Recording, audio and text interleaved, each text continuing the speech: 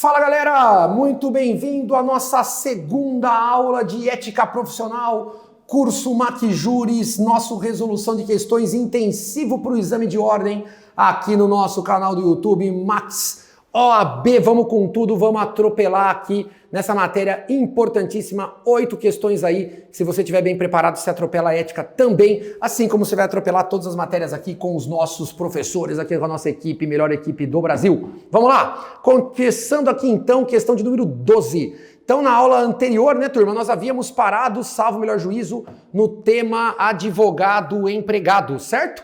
Então hoje nós estamos aqui começando um tema já entrando em sociedade de advogados, aliás, né? Eu falei agora, me lembro que eu já comecei a introduzir o tema na aula anterior de sociedade de advogados, certo? Então, questão de número 12, retirada do exame 29 da OAB, beleza? Vamos lá então, a sociedade de advogados X pretende associar-se aos advogados João e Maria, que não a integrariam como sócios, mas teriam participação nos honorários a serem recebidos.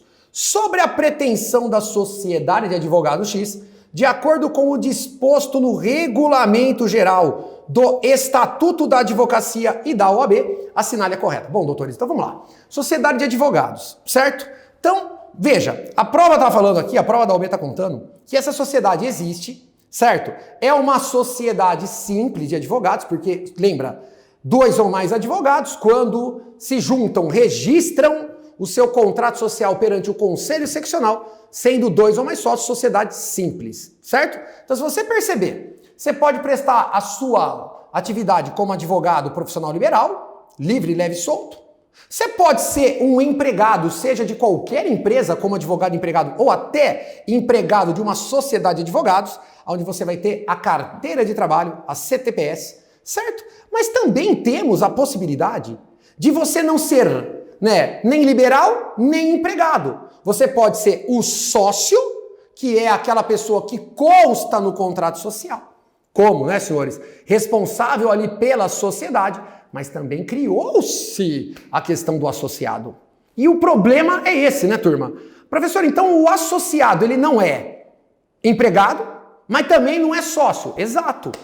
Outro dia até, em uma conversa aqui com o nosso professor de trabalho, o Orestinho, quando eu converso com o Orestes, o próprio mesmo Orestes, eu vi ele tirando sarro dos nossos alunos, brincando com a questão aqui do advogado, associado, que é o que a maioria dos escritórios vão procurar. Exatamente por quê? Porque você fica numa situação meio, esquisita, Você não tem os eventuais benefícios trabalhistas, mas também você não vai oferir o lucro que um eventual sócio de uma sociedade bem-sucedida vai, oferir, certo? Então, moral da história, turma? A pergunta aqui é, a sociedade X pretende, associar-se aos advogados João e Maria, que não vão integrar a sociedade, mas vão ter participação nos honorários, certo? Nos honorários, mas não são empregados, não vai ter salário, beleza? Sobre a pretensão da sociedade X, de acordo com o disposto, senhores, no nosso estatuto, vamos lá, é autorizada, contudo deve haver formalização, em contrato averbado no registro da sociedade de advogados. Perfeito, até aqui tá certo. É permitido. E tem que registrar? Tem que registrar. Tem que registrar lá, inclusive, perante a OAB tem que estar lá registrado a questão da existência do quê, turma?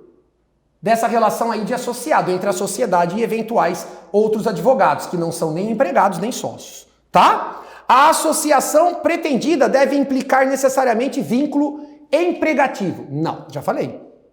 Vínculo empregatício é assinar carteira de trabalho. Não é o caso, é o advogado empregado. Não é o caso, tá errado. Tudo bem? B de bola. É autorizada, contudo, deve haver formalização em contrato averbado no registro da sociedade de advogados. Muito bem, onde é que está esse registro? Na OAB, no Conselho Seccional, certo? Da onde tem sede. A associação pretendida não implica vínculo empregatício. Perfeito, a B de bola é a correta. A C fala, é autorizada independentemente de registro, errado, averbado, na averbação do registro, está errado. E a D fala que não é autorizado também, está errado. Beleza? Então, 12, gabarito, letra B. Vamos lá, questão 13, retirada do exame 31 agora. A sociedade Antônio, Breno, Caio e Diego, advogados associados. Não perde aí, Antônio, Breno, Caio, Diego, Antônio, Breno, Caio e Diego, advogados associados. É integrada exclusivamente pelos sócios Antônio, Breno, Caio e Diego. Todos advogados, então é uma sociedade simples, tudo bem? Regularmente inscritos na OAB. Que bom, né? Ficamos felizes. Em determinado momento, o Antônio falece. Lembra?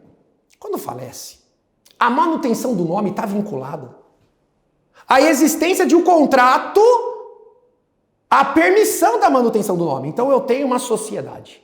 Ela chama Tiago Pérez Advogados Associados ou Sociedade de Advogados. Meu sócio é o Pedro. Certo? Então, vamos lá. Pedro Bonifácio, Tiago Pérez. Vamos pegar então. Pérez e Bonifácio, Sociedade de Advogados. Muito bem. Eu morro. Ele pode continuar chamando o meu nome, Pérez, ali na sociedade?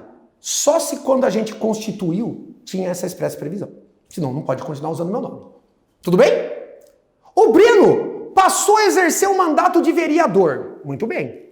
Vereador. Por hora, então, ele pode continuar advogando. Só não pode exercer, né, senhores? Lembra?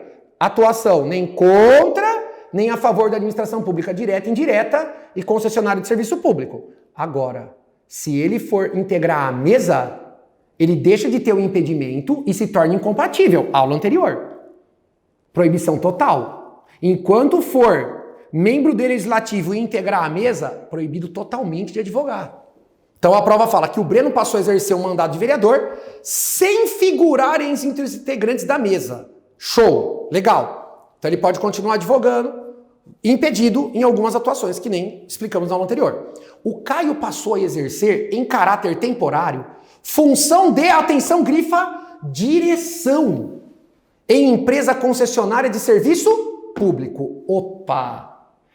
Artigo 28. Aquele que exerce cargo de direção na administração pública direta, indireta e concessionária de serviço público, incompatível com a advocacia. Então, enquanto ele for ali diretor, ele está totalmente proibido de advogar. Beleza? Considerando esses acontecimentos, assinale a correta. Vamos lá então comigo, doutores. Vamos lá então comigo. O nome do Antônio, o Antônio morreu, pode permanecer na razão social da sociedade após o seu falecimento, ainda que tal possibilidade não esteja prevista no ato constitutivo. Errado. Por que está errado, galera? Porque teria que ter a previsão. Então, a A de amor caiu. Beleza? Vamos lá. B de bola. O Breno deverá licenciar se durante o período em que exercer o mandato de vereador. Por quê? Ele pode continuar advogando. Ele só não pode atuar nos processos contra ou a favor da administração pública direta, indireta ou concessionária. Então a B está errada. A B estaria certa se ele fosse integrar a mesa da Casa Legislativa. Então a B está errada para essa situação. C. O Caio deve deixar a sociedade. Não, gente, não é uma situação de temporariedade. Se fosse uma situação definitiva, a incompatibilidade definitiva, a gente viu na aula anterior, cancela a inscrição. E aí, se ele não fosse mais advogado, cancelar é deixar de ser advogado, virar ex-advogado, aí estaria certo a ser. Mas como uma situação de incompatibilidade temporária, lembra? A inscrição dele vai ser licenciada. E enquanto estiver exercendo a função de direção na administração pública direta, indireta ou concessionário de serviço público, ele está proibido. Então, aí a gente averba a proibição. Mas a hora que ele deixar, ele volta. A inscrição dele volta a ser regular. Então a C também está errada. Sobrou, né, turma? D de dado. Com o falecimento do Antônio, se o Breno e o Caio deixarem a sociedade e nenhum outro sócio ingressar nela, éramos 4, agora ficou um só. Tem como a sociedade simples permanecer com um único sócio? Não. Sociedade de advogados com um único sócio é a sociedade o quê? Unipessoal de advocacia. Eu posso converter a sociedade simples e unipessoal? Posso. Só que o nome não vai mais poder ser advogados associados. Vai ter que ser o quê? Sociedade individual de advocacia. Tá? Então, com o falecimento do Antônio, se o Breno e o Caio deixarem a sociedade e nenhum outro sócio ingressar, o Diego poderá continuar a exercer as atividades. Caso em que passará a ser titular de sociedade, olha lá, unipessoal de advocacia. E vai ter que trocar o nome. O nome vai ser o nome dele completo ou parte do nome dele, que ele é o único sócio. acompanhado não da expressão advogados associados, e sim da expressão sociedade individual de advocacia, que é essa sociedade unipessoal. Tá? Beleza? Questão 14, exame 31, vamos lá. Os sócios Antônio, Daniel e Marcos constituíram a sociedade Antônio, Daniel e Marcos Advogados Associados, com sede em São Paulo e filial em Brasília. Ótimo! Perfeito! Beleza? Após desentendimento entre eles, o Antônio constitui sociedade unipessoal de advocacia, com sede no Rio de Janeiro. Não tem problema nenhum. Lembra? Dentro de um estado, ou seja, de um conselho seccional, você pode ter uma sociedade, ou simples ou unipessoal. Mas se eu tenho uma em São Paulo, eu tenho uma em Brasília, que são sociedades simples, eu não posso ter nem em São Paulo nem em Brasília uma outra sociedade simples ou uma unipessoal. Mas aqui em Goiás, que nem no caso aí, lá no Rio de Janeiro, eu posso ter uma sociedade com outras pessoas simples ou sozinho, unipessoal. Não tem problema nenhum. Então até aqui tá tudo certo. Beleza? O Marcos, por sua vez, retirou-se da sociedade Antônio, Daniel e Marcos Advogados Associados. Tudo bem, turma? Beleza? Sobre a situação apresentada, assinale a correta. Vamos lá. Daniel não está obrigado a manter a inscrição suplementar em Brasília, já que a sociedade Antônio, Daniel, Marcos Advogados Associados tem sede em São Paulo. Errado. Como eu sempre ensino os meus alunos, principalmente a galerinha presencial, no sentido de que eu falo para eles a seguinte ideia. Gente, ó, inscrição suplementar. Regra para um advogado profissional liberal, o nosso primeiro direito do advogado, o artigo 7º, inciso 1, é advogar livremente em todo o território nacional. Então a minha inscrição principal é em São Paulo. Mas eu venho fazer uma audiência em Goiás, em Minas, no Rio. Pergunta, eu preciso ter inscrição suplementar perante os conselhos Goiás, Minas, Rio, no meu exemplo? Claro que não. Porque só vão poder exigir a minha suplementar quando? Quando dentro de um ano eu exceder 5 causas dentro do mesmo conselho seccional que não seja o meu. Então, se eu tiver 2 no Rio, 2 Goiás, 2 Minas, em 2020, por exemplo, eu tenho 6 fora de São Paulo, mas eu não preciso de suplementar. Porque, embora sejam fora de São Paulo, não é dentro do mesmo conselho. Então, se eu vier aqui agora, em Goiás, e tiver 6 processos em 2020, então agora, aqui, ó, em Goiás, eu vou precisar de uma inscrição suplementar. Agora, fora essa situação da suplementar, nós temos uma outra que não tem nada a ver com o número de causas, que é exatamente na pergunta do Daniel, que é a questão de constituir sociedade de advogados fora do seu conselho. Gente, então se a minha OAB é São Paulo, a minha inscrição principal é São Paulo, e eu entrar numa sociedade do Mato Grosso, ou eu queira levar a minha sociedade de São Paulo, uma filial para o Mato Grosso, eu vou ter que registrar no Conselho Seccional do Mato Grosso. E para eu obter o registro como sociedade de advogados fora do meu conselho, primeiro requisito, independentemente do número de processos que eu tenha lá, é inscrição suplementar para todos os sócios. Então, se a filial vai continuar em Brasília e o Daniel é sócio, ele não pode cancelar a suplementar, ele tem que continuar com a inscrição suplementar em Brasília. Fechou? Por isso que a A está errado. A B fala, o Antônio deve retirar-se do Antônio, Daniel e Marcos Advogados Associados, já que não pode integrar simultaneamente uma sociedade de advogados e uma sociedade unipessoal de advocacia. Gente, não pode no mesmo conselho. A sociedade simples, ela está em São Paulo e Brasília, e ele fez uma unipessoal no Rio, salvo o melhor juízo. Não tem nenhum tipo de problema. Beleza? C. Caso o Antônio também se retire da Antônio, Daniel e Marcos, a sociedade deve ser denominada... eu acho que eu pulei, né? Eu pulei... Desculpa, viu, gente? Eu vi aqui, ó, eu pulei a leitura de uma das... Vou voltar aqui, tá? Letra C. Mesmo após Marcos se retirar da sociedade Antônio, Daniel e Marcos Advogados Associados, permanece o impedimento para que ele e o Antônio representem em juízo clientes com interesses opostos. Gente, claro que não. Advogados de uma mesma sociedade não podem defender clientes de interesses opostos. Se eu saio da sociedade, eu não integro mais a sociedade. Eu posso agora ter um cliente que vá ter um litígio contra outro cliente ou contra outra pessoa que eu já defendi perante a sociedade que eu não faço mais parte? Posso. O que eu não posso fazer é usar informações sigilosas contra ele, porque é nosso direito e também é um dever o sigilo. Tudo que o advogado e o cliente conversa, regra, é boca de siri, certo? Beleza? Ou seja, é sigiloso. Claro que a gente vai ver que existem exceções aqui no decorrer da nossa aula, aonde o sigilo, então, acaba sendo relativo, ou seja, se eu quebro o sigilo fora das hipóteses, eu estou praticando uma infração administrativa, uma infração ética perante a OAB. Agora, se eu estou dentro das possibilidades de escusa, ou seja, de exceção do sigilo, eu não estou praticando nenhum tipo de falta ética, tá? Então a letra C está errado. Eu posso atuar sim contra a minha ex-sociedade.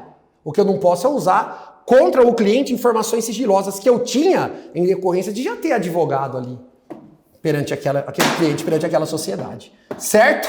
Vamos lá. Letra D de dado, senhores. Caso Antônio também se retire da Antônio, Daniel e Marcos, advogados associados, a sociedade deverá passar a ser denominada Daniel Sociedade Individual de Advocacia. Perfeito, a D de dado é a correta. Gente, por quê? Para pensar. Aqui está falando, se o Antônio também se retirar da sociedade, e a prova está falando que ali, senhores, o Marcos também estaria se retirando, moral da história, o único que vai sobrar é o Daniel. Então, de uma sociedade simples, se vocês perceberem, a prova da OAB no exame 31 cobrou praticamente a mesma questão 2 vezes. A sociedade que era simples, porque tinha 2 ou mais advogados como sócio, no caso da questão anterior 4, no caso dessa aqui 3, passou a ter um único sócio. E se ele quiser manter a vida da pessoa jurídica, sociedade com um único sócio não pode ser simples, tem que ser sociedade unipessoal. E o nome vai ser o nome dele completo ou parte do nome dele acompanhado, não mais de sociedade de advogados ou advogados associados. Se é uma sociedade unipessoal, o nome é Sociedade Individual de Advocacia. Eu quero deixar claro aqui, pra galerinha, antes que... Ainda mais porque o curso está sendo transmitido aí a nível Brasil, não é só minhas turmas presenciais. Eu quero só deixar claro uma coisa para Vossas Excelências. Muitas pessoas bateram na mesa e falaram que essa questão tinha que ser anulada. E, com todo o respeito, tá, galera? O pessoal que promete N situações, onde eu não estou fazendo uma crítica específica a um, quero deixar claro. Mas, turma, com todo o respeito aí para quem pensa, o pessoal falou o seguinte, sabe por que tem que anular essa questão? Porque, olha só, a sociedade deverá passar a ser denominada Daniel Sociedade Individual de Advocacia. Mas, gente, é parte do nome ou nome completo? Então, o que o pessoal interpretou? Deverá chamar Daniel. Não, é poderá chamar Daniel, porque se ele chama Daniel, vou pegar o meu sobrenome, Pérez, então poderia ser só Daniel ou Daniel Pérez. Certo? E não somente Daniel. Só que com todo o respeito, galera, se a gente for, de verdade, confia no que eu tô falando, se a gente for levar ferro e fogo, esse tipo de interpretaçãozinha literal de questão, aonde você olha as outras estão muito fora daquilo que a gente pode chegar no próximo do correto. Então eu sempre brinco com a aluno, você tem que parar de mimimi e aprender a fazer prova. Às vezes você assinala, não é a correta, você assinala a mais correta, aonde tem um maior número de informações certas. E às vezes, se você entende, interpretando que essa aqui também estaria meio certo, então você assinala, turma, a menos errada, se fosse assim. Com todo o respeito, porque se a gente for levar ferro e fogo, a cada exame da OAB a gente vai anular 10. Por quê? Porque se isso aqui fosse uma situação que você falasse, meu Deus, sei lá quantas provas anteriores que nós tivemos aí da OAB FGV, dependendo de quando você está assistindo aí o vídeo. Mas pelo menos, essa prova é o exame 31, então se você olhar 31 provas anteriores, no mínimo, quando você estiver assistindo esse vídeo, pela questão, se você for olhar e falar, vamos anular ferro e fogo, porque das 31 provas anteriores, Só essa teve uma situação dessa que não foi anulada? Meu, sem brincadeira. Já teria anulado muitas outras questões, porque eu falo isso para vocês, porque eu leciono mais de uma matéria, como regra, na maioria aí dos locais onde eu trabalho, e eu falo para vocês que isso não é uma questão exclusiva do que aconteceu com ética. É que a galera que faz, né, que está desesperada para ter o aluno aprovado, né, torce para o aluno, mas vamos lá, vamos ser coerentes, vai. Não dá pra gente querer falar que essa palavra aqui tirava você da correta, né? Porque as outras não tem nem como cogitar elas, não dá pra cogitar. Fechou? Então, a letra D de dado, na minha opinião, é o gabarito e não devia ser anulada mesmo, certo? Não fica chateado comigo se você ficou com 39 e não passou por causa dessa questão. Eu tô falando que essa é a minha opinião, tem que ser sincero, tá? Exame 27, questão 15. O advogado Sebastião é empregado de certa sociedade limitada, competindo-lhe, entre outras atividades da advocacia, atuar nos processos judiciais em que a pessoa jurídica é parte. Então presta atenção. Ele é advogado empregado, mas não de sociedade de advogados. Porque sociedade de advogados não tem forma empresarial, não existe limitada. Por isso que lá na aula de empresarial com a professora Olga, você vai ver que a questão mesmo, provavelmente quando chegar em sociedade de advogados, ela fala, quem vai ensinar isso para vocês é o Thiago em ética. Por quê?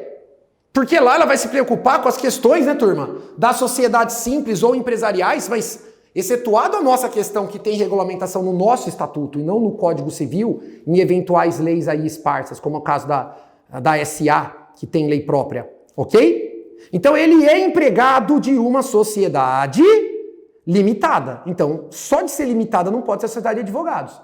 Porque o advogado perante a sociedade de advogados, quando ele é sócio, ele responde de forma subsidiária e ilimitada. Não existe responsabilização limitada dentro da sociedade de advogados, nem simples, nem unipessoal.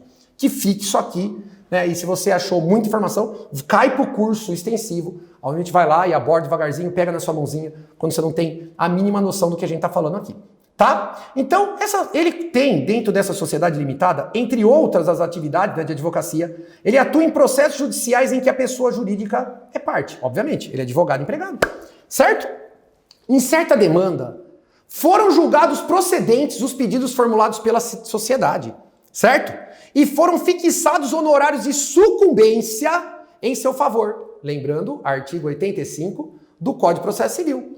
O famoso, né, o honorário advocatício sucumbencial. Gente, regra, a sucumbência é do advogado, ainda que ele seja empregado. Regra é do advogado. Por isso que a gente chama de honorários advocatícios. Ficou claro? Professor, mas ele já recebe salário, ele é empregado. Tudo bem. Mas, regra, a sucumbência é dele. A sucumbência quem paga não é o patrão dele. A sucumbência, quem paga é a outra parte, que perdeu o processo e desde que haja previsão legal. Porque em algumas situações que nem eu, que você tem aula de penal comigo, processo penal comigo, você sabe. Quando eu atuo numa ação penal pública e o meu cliente é absolvido, o juiz condena o Estado, ou seja, o Ministério Público a me pagar sucumbência? Não, porque não tem previsão dentro da esfera penal, regra nas ações públicas, do que, senhores? De sucumbência. Faz sentido? Agora, numa relação fora do crime, numa relação privada, quando tem, artigo 85 do Código de Processo Civil. Certo? Honorários advocatícios. Então, regra, a sucumbência de quem é? É do advogado. Certo? Beleza? Então vamos lá. Considerando o caso narrado e o nosso estatuto, assinale a correta. Os honorários integram a remuneração do Sebastião e são considerados para efeitos trabalhistas, embora não sejam considerados para efeitos previdenciários. O aluno olha e fala assim, meu Deus, eu não sei responder essa nunca, professor. Eu vou te convidar a pensar. Eu não sou um perito nessa área, né? Inclusive, né, eu estou pegando leve aqui, não estou tanto zoando, né, brincando com minha vítima preferida, que é o professor exatamente, né, da Justicinha, o rei do acordo, né, do Brasil, Orestes Rebois. Veja, quero deixar claro, né? Mas preciso aqui entrar e depois você assiste a aula dele e aí você entende se é que você já não entende. Porque isso aqui, para mim, quando eu penso isso aqui e ensino, eu acho muito fácil, porque, no mínimo, você já trabalhou um dia na sua vida, você que está me assistindo.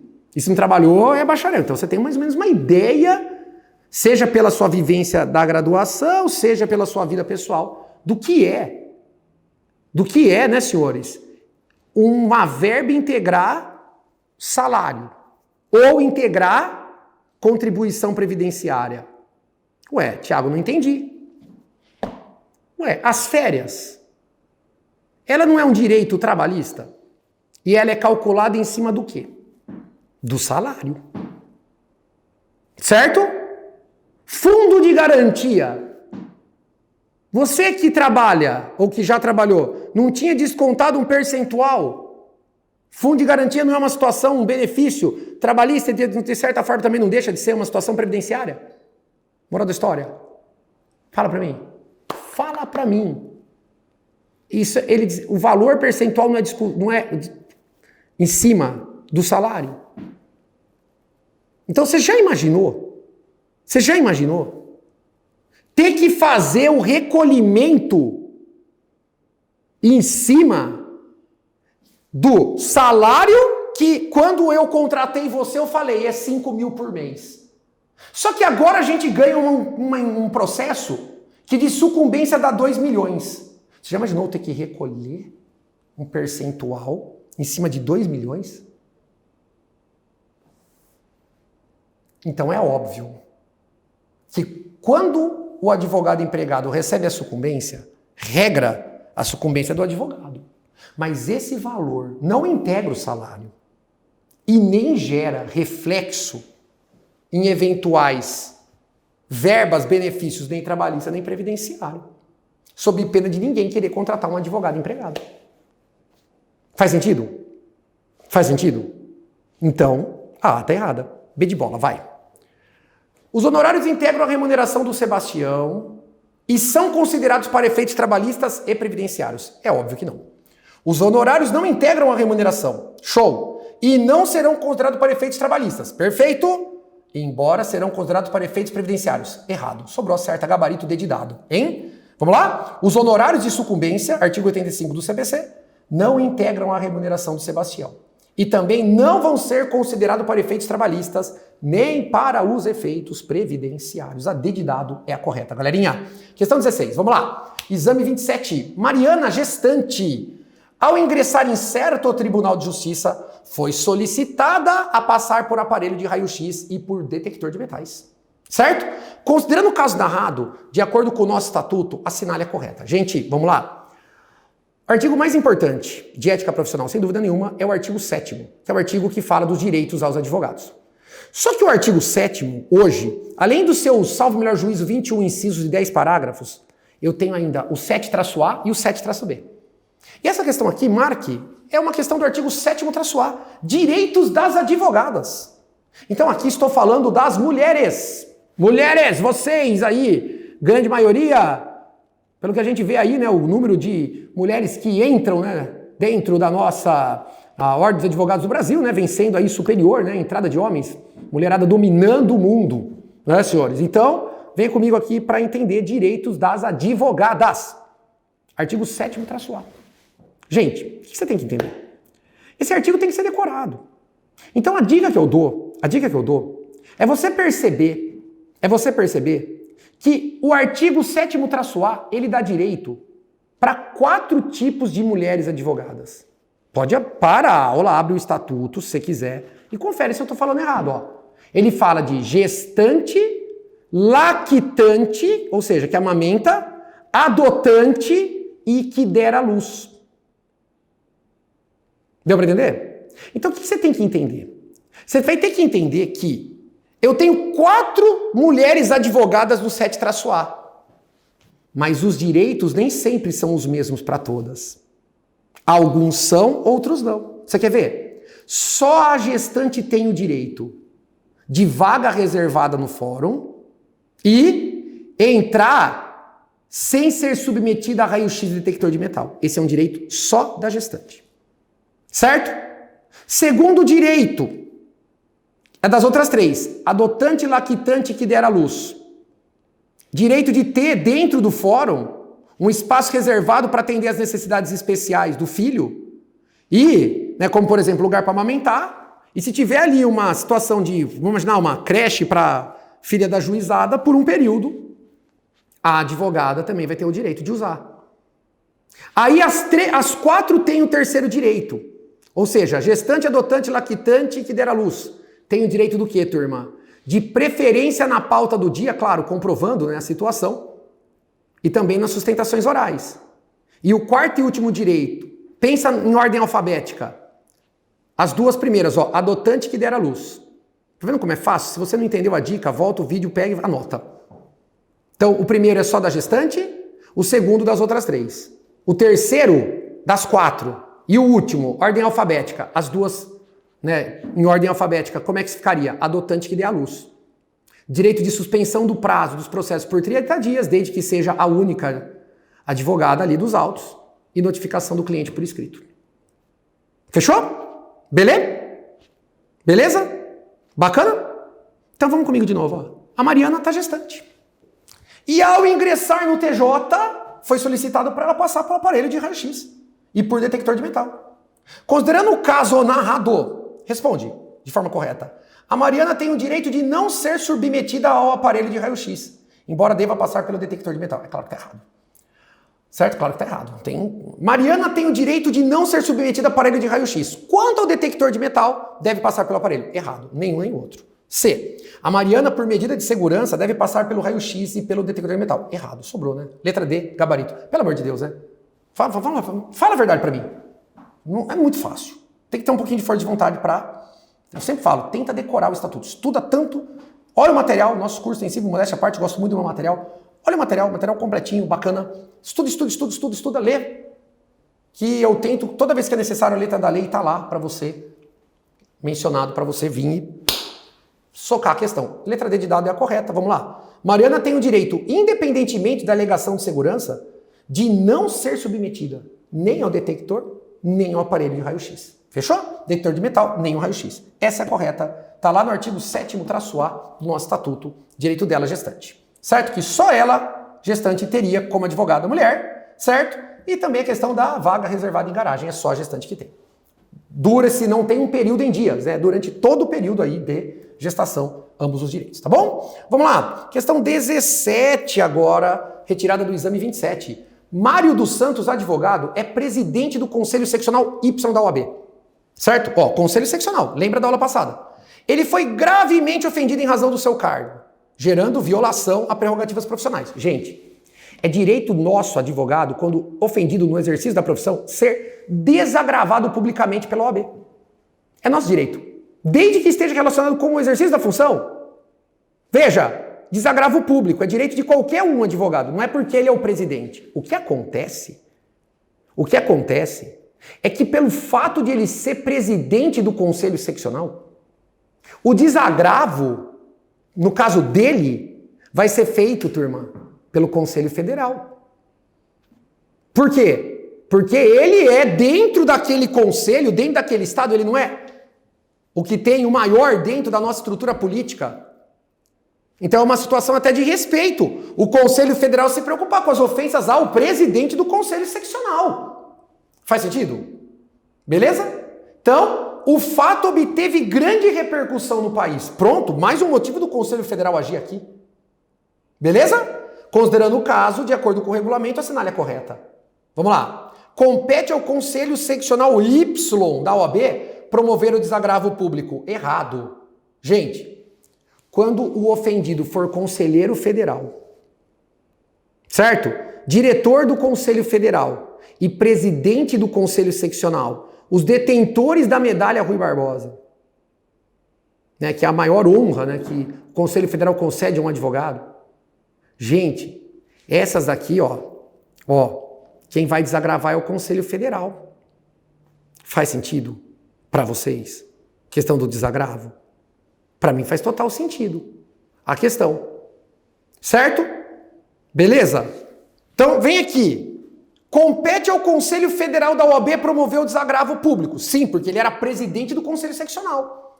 Ocorrendo a sessão na sede do, atenção, Conselho Federal. Vamos lá, professor. Por que vai ocorrer a sede na sessão do Conselho Federal? Tá certo, tá errado.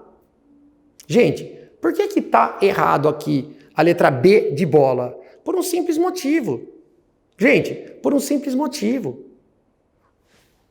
Conselho Federal tem sede em Brasília. Ofendem o presidente do Conselho Estadual do Rio Grande do Sul. Então é uma questão de respeito ao Conselho do Rio Grande do Sul, que teve a sua autoridade máxima ofendida em razão da função da advocacia. E o Conselho Federal, o órgão máximo da OAB, decido desagravar, que isso está lá no regulamento geral. Certo? Lembrando que é direito de qualquer advogado. Só que como ele tem esse cargo dentro do Conselho, no caso, o presidente do Conselho Seccional, o Conselho Federal que vai aqui mostrar, né, a preocupação dele. Agora, você querer que os advogados do Rio Grande do Sul venham para mostrar solidariedade para o seu presidente em Brasília, você estaria limitando ou não estaria limitando a sessão? Parou para pensar? Então, a letra C agora, vamos lá. Vamos lá comigo, ó. Letra C. Compete ao Conselho Seccional Y da OAB promover o desagravo. Está errado. E letra D. Compete ao Conselho Federal da OAB promover o desagravo público, ocorrendo a sessão na sede do Conselho Seccional. Por quê, turma? Por quê? Porque o Conselho Federal decide e ele manda os conselheiros federais, no meu exemplo, lá no Rio Grande do Sul. Até porque os advogados do Rio Grande do Sul possam participar aqui e mostrar todo, né, o respeito ali, né, a solidariedade ao seu presidente eleito. Tá bom? 18, exame 29. A conduta de um juiz, né, senhores? A conduta de um juiz em certa comarca implicou violação a prerrogativas de advogados, previstas na Lei, doutores, 8.906 de 94, demandando representação administrativa disciplinar contra o juiz. Show de bola. Considerando a hipótese narrada de acordo com o regulamento geral, assinale a correta. Vamos lá? Então é competência do presidente do Conselho Federal, do Conselho Seccional ou da subseção formularem a representação administrativa cabível. Muito bem. Muito bem. Então, tendo em vista que o juiz é da comarca, então o presidente do Conselho, seja federal, seccional ou ali, né, senhores, da subseção, aonde o juiz ali está lotado, naquela região da jurisdição, eles têm a competência para fazer a representação, para formular, é óbvio. Certo, doutores? Em razão da natureza da autoridade e da providência, o ato não pode ser delegado para outro advogado. Por que não? Até onde eu sei, por mais que o ciclano seja o presidente, ele não tem nada de diferente pro Tiago. Eu também tenho. Se eu sou advogado, eu também me entendo que com capacidade de fazer. Se eu receber a delegação, fazer a petição. Faz sentido? B. É competência apenas dos presidentes do Conselho Federal e do Conselho Seccional formularem a representação administrativa. Gente, num país do nosso tamanho, seria estranho. Tá? Seria estranho. C. É competência apenas do presidente do Conselho Seccional. Também não. Sobrou, né? Letra D de dado.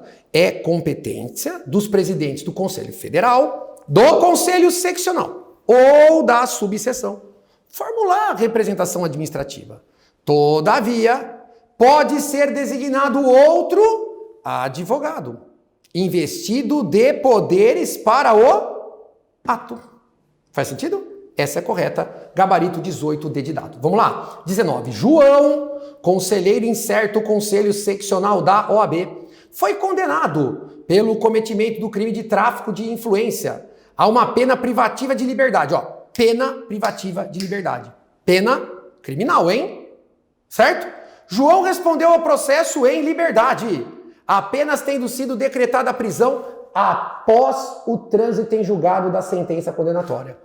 Quanto aos direitos do João, considerando o estatuto, assinale a correta. Gente, de novo, outra questão de direito do advogado. Essa aqui está lá no artigo 7º, inciso 5 do nosso estatuto, da Lei Federal 8.906 de 94. Gente, o advogado pode ser preso preventivamente, temporariamente, ou seja, prisão cautelar dentro de um processo? Pode, claro que pode.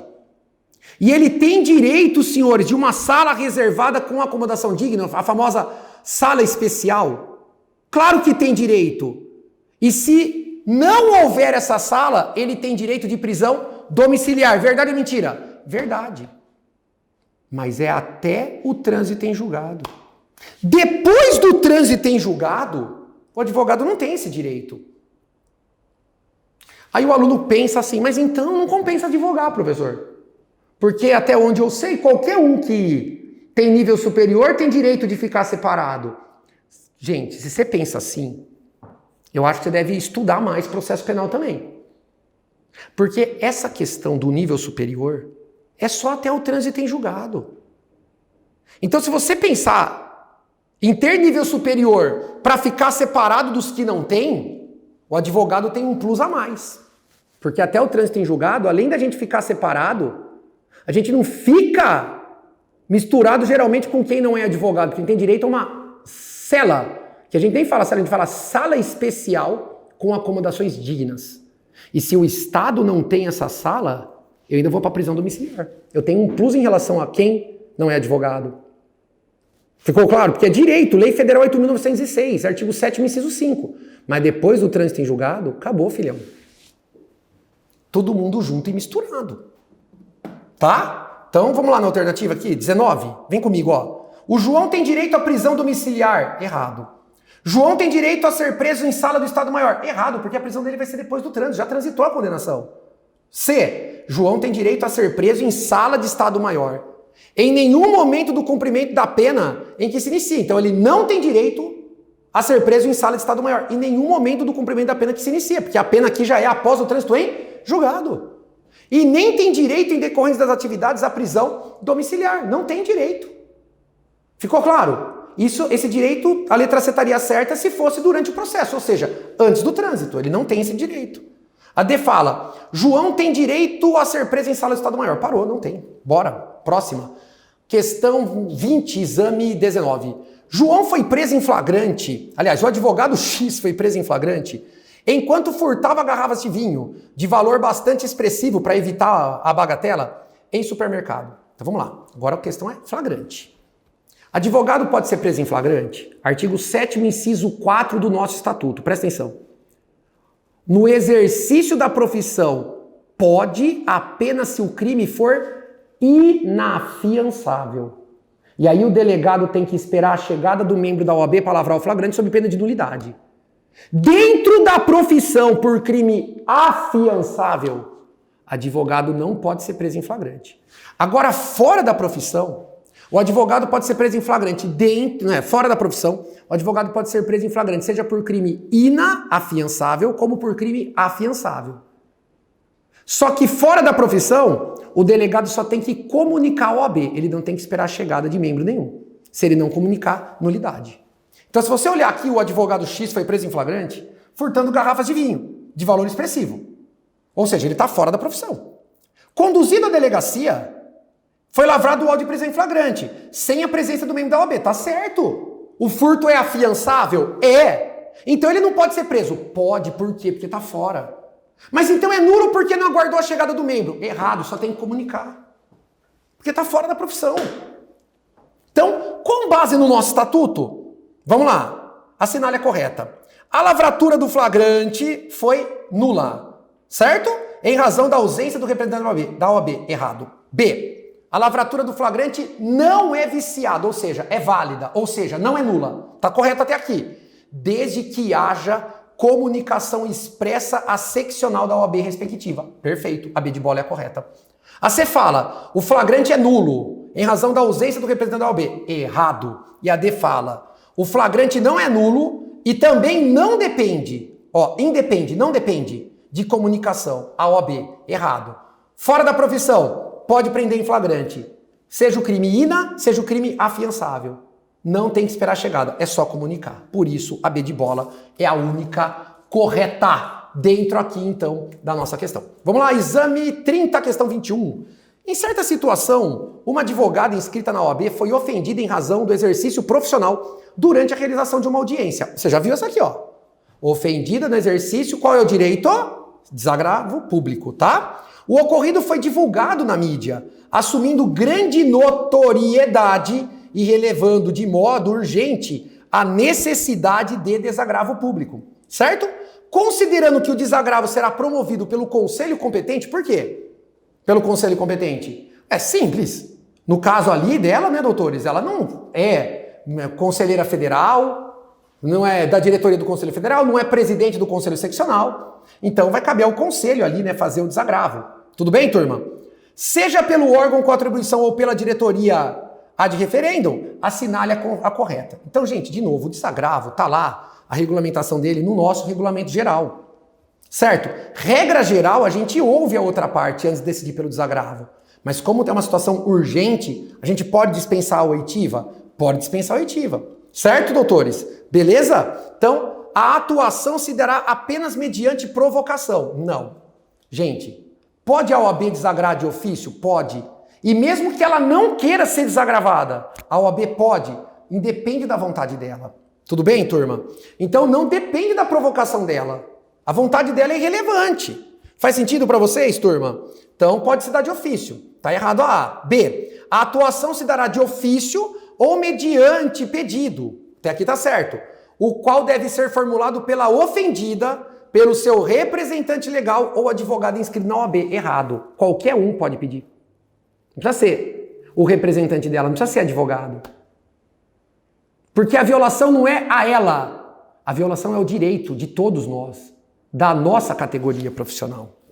Ok? C. A atuação se dará de ofício ou mediante provocação, seja da ofendida ou de qualquer outra pessoa. Certo, doutores? Até aqui está correto.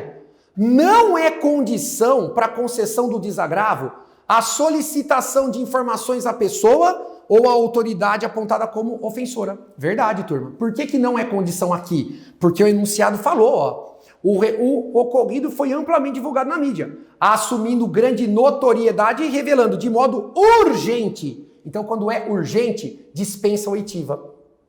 Entendeu por que a C é a correta? Um monte de gente fala, tem que anular. Não, tem que anular você. Você que tem que ser anulado, que não lê direito. É urgente, pô. Tá escrito lá. Quando é urgente, dispensa oitiva. A D fala, a atuação se dá de ofício ou mediante pedido, o qual deve ser formulado pela ofendida, seu representante legal ou advogado inscrito. Parou. Pode ser por qualquer pessoa. Tá? Beleza? Show? Aqui que está o erro da letra D de dado. Vamos lá, 22, exame 20. Questão 22, exame 26. Juan e Pablo, ambos são advogados. Eles atuaram conjuntamente patrocinando uma demanda trabalhista, credo em favor de certo trabalhador empregado. Tô brincando para quem gosta, tá? Tiveram bastante sucesso na função, tendo se valido de teses jurídicas notórias. Em razão disso, após o fim do processo, duas pessoas jurídicas contrataram respectivamente o Juan e o Pablo como integrantes dos seus departamentos jurídicos em relação empregatícia. A sociedade que empregou o Juan determinou que ele atue de forma consultiva, emitindo parecer sobre a mesma questão jurídica tratada naquele processo que eles ganharam, embora adotando orientação diversa. Agora, obviamente, para favorecer os empregadores dele e não mais os empregados que ele antes defendia. Gente, vamos parar por aqui. Ele é obrigado a fazer isso? Claro que não. Por quê? Porque ainda que a gente seja empregado, certo? Nós mantemos a independência funcional. É muito normal o cliente chegar e falar, eu quero isso. Aprenda. Quem é que foi na escola? Entendeu a brincadeira? Quem é que estudou, se graduou em Direito e passou na prova da OAB? Então, a decisão técnica é sua. Você tem o dever de prestar conta, explicar o que você vai fazer. Mas a palavra final é a sua. Mas, Tiago, eu sou empregado, eu vou ser demitido. Pois é, na vida real, mas aqui é prova. Está lá no nosso Código de Ética e Disciplina. É dever seu como advogado manter a independência funcional, ainda que você seja empregado. Fechou? Então o Juan é obrigado a tomar um posicionamento jurídico que contraria aquilo que ele sabe que é certo? Não! Claro que não! Tiago, mas ele vai ser demitido na vida real. Ema, a questão não é essa. Aí você aí, como conhecedor de direito, vai brigar lá pela questão com justa causa, é outra história, sem justa causa, é outra história. Mas a pergunta é sobre o nosso estatuto, o nosso código de ética, o nosso regulamento geral. E você tem o dever do quê? Qual é o nosso dever? Dever do quê, turma? De termos a nossa, o quê? Independência funcional, brigar por ela. Ainda que você seja contratado empregado. Beleza? Então, ele não é obrigado a fazer isso. Aí a pessoa jurídica que empregou o Pablo pretende que ele realize defesa em juízo em processos nos quais ela é ré, sobre a mesma questão daquele processo que ele ganhou quando ele advogava para os reclamantes, para os empregados, também sustentando um posicionamento favorável aos empregadores. Porém, né, então, contrariando aquilo que ele falou. Ele é obrigado a fazer isso. Vamos lá. A sinalha é correta. Juan e Pablo podem, de maneira legítima, recusar a atuação consultiva e o patrocínio das demandas judiciais, respectivamente. Porque o Juan era para fazer um parecer, o Pablo dentro de um processo judicial. Sem que isso implique violação a seus deveres profissionais. A letra A de amor é a correta, ainda que empregados eles têm o dever de manter a independência funcional. A A de amor já é correta, 22 gabarito A. B de bola. Apenas o Juan pode de maneira legítima? Não. C. Apenas o Pablo pode? Errado. A D fala, as duas recusas, né, por Juan e pelo Pablo vão violar os deveres. Não, pelo contrário, não violam os deveres. Tá? Vamos lá, vamos fechar o bloco então, a nossa última questão, questão 23, exame 28. Vamos lá. Maria Lúcia é parte em um processo judicial que tramita em determinada vara da infância, sendo defendida nos autos pelo advogado Jeremias, que é integrante da Sociedade de Advogados Y. Show de bola. No curso da lide, ou seja, no curso do processo, ela recebe a informação de que a criança, cujos interesses são debatidos no feito, encontra-se em proeminente situação de risco, por fato que ocorrera há poucas horas, tá bom? Ocorre que o advogado Jeremias não está na cidade naquele dia, tá? Por isso a Maria Lúcia procura o advogado Paulo, o qual, após analisar a situação, grifa aí a partir de agora, conclui ser necessário postular. O que é postular? Peticionar. Imediatamente, busca e apreensão. É uma causa urgente, então. Tá bom? Tá bom? É uma situação de urgência. Considerando o caso hipotético, a sinalha correta. Gente, o advogado não pode juntar a procuração em processo que já tem outro advogado. Isso é falta ética. Ou o advogado pede um subestabelecimento para o outro, ou ele pede para o cliente, se ele é ético, primeiro revoga a procuração do outro. Ou, a hora que ele olha, o advogado renunciou. Então, o advogado renuncia, o cliente revoga. E o subestabelecimento é quando um advogado passa para outro os poderes daquela procuração que o cliente tinha otorgado. Professor, então, para o advogado representar o cliente tem que ter procuração adjudícia? Tem. Regra, poderes gerais. Poderes específicos, somente quando a lei exigir. Mas, professor, e se eu chego para fazer uma situação onde eu não tenho procuração? Eu posso juntar a procuração dentro do prazo de 15 dias e posso pedir a prorrogação por mais uma vez pelo prazo de 15 dias. Certo? E para atuar sem procuração, regra geral. E sem, né? O subestabelecimento, no caso aqui da situação que já tem processo judicial em curso. Gente, tem que lembrar, é uma situação urgente e inadiável. Aonde o advogado entrando, ainda que o outro já esteja prestando serviço, se ele não está na cidade, é uma situação de urgência que vai, então, excepcionar a regra, né? De ele ter, então, né, que ter transparência com o coleguinha anterior. Então, vamos lá, ó, questão 23 aqui, ó. O Paulo pode aceitar a procuração da Maria Lúcia e postular a busca e apreensão, independentemente de prévio conhecimento do Jeremias ou da sociedade. A letra A de amor é a correta, porque é uma situação de urgência. Ok? Urgência. Beleza. A B fala que o Paulo pode aceitar a procuração e postular a busca e apreensão, apenas após o prévio conhecimento do Jeremias, não sendo suficiente informar a sociedade sob pena de cometer infração ética. Galera do céu, pelo amor de Deus, né?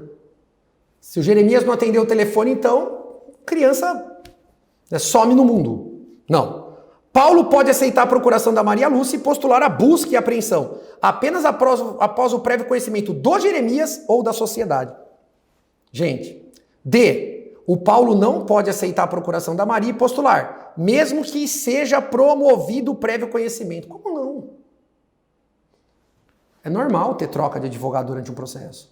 Fica tranquilo que você fica em choque quando você escuta isso. As primeiras, quando você é trocado, dói. Depois você acostuma. Que é normal, filho. Advogado tem que dar resultado. Por melhor que você seja, nem sempre você ganha todas.